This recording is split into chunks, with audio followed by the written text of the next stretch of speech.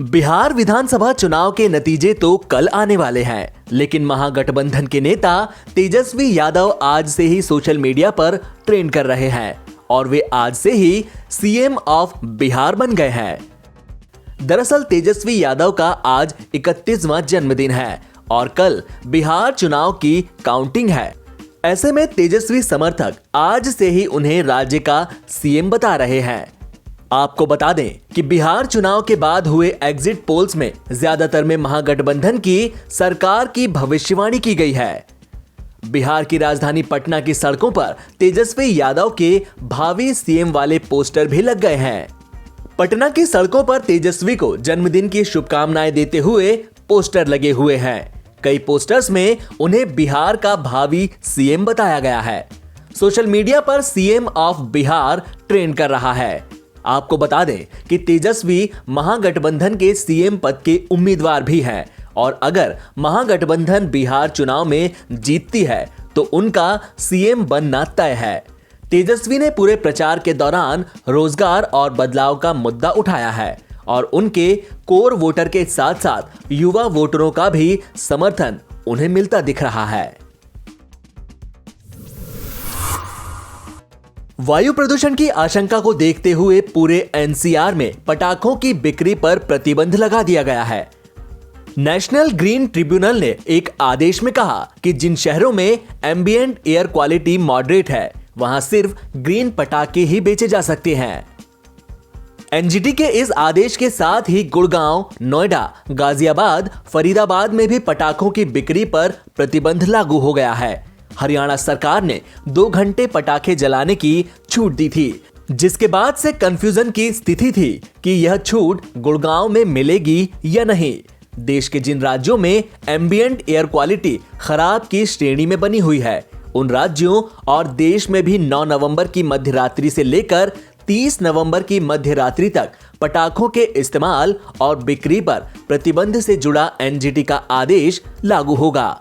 जिन शहरों में ambient air quality moderate है वहां सिर्फ ग्रीन पटाखे ही बेचे जा सकेंगे। पटाखे जलाने के लिए सिर्फ 2 घंटे ही दिए जाने का आदेश है। शुरुआत में पटाखों पर बैन की मांग दिल्ली और इसके आसपास के इलाके में बढ़ते प्रदूषण और इससे कोरोना महामारी के और गंभीर शक्ल लेने की आशंकाओं के चलते उठाई गई थी। दूसरे राज्यों में भी इसी तरह की मांग उठी तो एनजीटी ने मामले का दायरा बढ़ा दिया और इसमें देश के सभी राज्यों और केंद्र शासित प्रदेशों को भी शामिल किया है।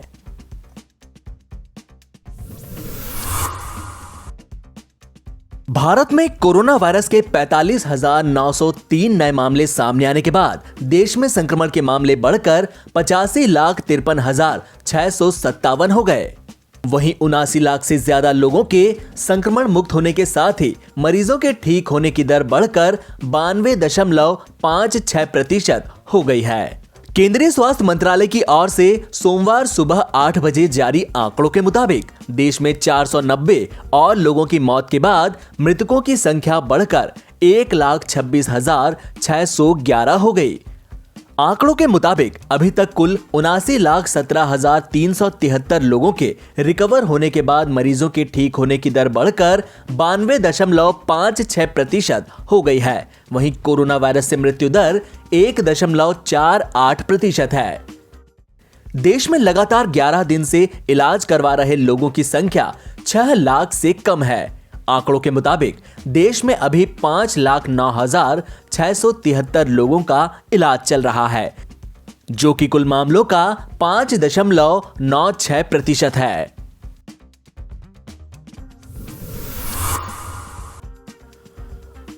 कोरोना वायरस वैक्सीन की उपलब्धता को लेकर भले ही कोई स्पष्ट तारीख न दी गई हो, लेकिन वैक्सीन लगाने की तैयारियां जोरों पर हैं। ब्रिटेन में अस्पतालों को अगले 3 हफ्तों के भीतर वैक्सीन रोल आउट करने की तैयारी करने को कहा गया है। ब्रिटिश अखबार द मेल के मुताबिक पिछले हफ्ते एक मीटिंग में कहा गया कि यह महीना खत्म होने से पहले वैक्सीन का डिस्ट्रीब्यूशन किया जा सकता है। शुरुआत में वैक्सीन केयर होम रेजिडेंट्स 80 साल से ज्यादा उम्र के लोगों और फ्रंट लाइन वर्कर्स को दी जाएगी। अखबार ने सूत्रों के हवाले से लिखा कि वैक्सीन 2 डोज में दी जाएगी 3 से 4 हफ्तों के अंतर पर। वैक्सीन कहां-कहां दी जाएगी उसकी लिस्ट तैयार की जा चुकी है। यूके की सरकार ने 6 अलग-अलग वैक्सीन निर्माता कंपनियों से 35 करोड़ डोज की डील की है। इनमें से 2 वैक्सीन सबसे आगे है, ऑक्सफोर्ड और एस्ट्राजेनेका की वैक्सीन और फाइजर बायोएनटेक की वैक्सीन। पिछले हफ्ते यूके की वैक्सीन टास्क फोर्स की चीफ कैट बिंघम ने कहा था कि रेगुलेटर्स वैक्सीन को सेफ घोषित करते हैं तो वह साल के अंत तक उपलब्ध हो सकती है। पीएम मोदी ने सोमवार को अपने संसदीय क्षेत्र वाराणसी को करोड़ों रुपए लागत वाला दिवाली गिफ्ट दिया।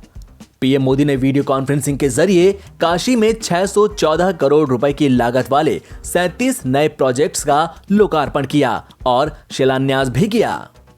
इस मौके पर पीएम मोदी ने कहा कि महादेव के आशीर्वाद से काशी कभी थमती नहीं है, मां गंगा की तरह निरंतर आगे बढ़ती रहती है। कोरोना के कठिन काल में भी काशी आगे बढ़ती रही। कभी थमती नहीं है, मां गंगा की तरह निरंतर आगे बढ़ती रहती है। कोरोना के कठिन काल में भी काशी अपने इसी स्वरूप में आगे बढ़ती रही। कोरोना के खिलाफ बनारस ने जिस जीवटता से लड़ाई लड़ी है, इस मुश्किल समय में जिस सामाजिक एकजुटता का परिचय दिया है, वो सचमुच में बहुत ही प्रशंसनीय है। अब आज इसी कड़ी में बनारस के विकास से जुड़े हजारों करोड़ रुपए की परियोजनाओं का लोकार्पण और शिलान्यास हो रहा है। वैसे ये भी महादेव का आशीर्वाद ही है। जब भी काशी के लिए कुछ नए कार्यों की शुरुआत होती है, पुराने कई संकल्प सिद्ध हो चुके होते हैं। यानी एक तरफ शिलान्यास तो दूसरी तरफ लोकार्पण। आज भी लगभग 220 करोड़ रुपए की 16 योजनाओं के लोकार्पण के साथ साथ करीब 400 करोड़ रुपए की 14 योजनाओं पर काम शुरू हुआ है।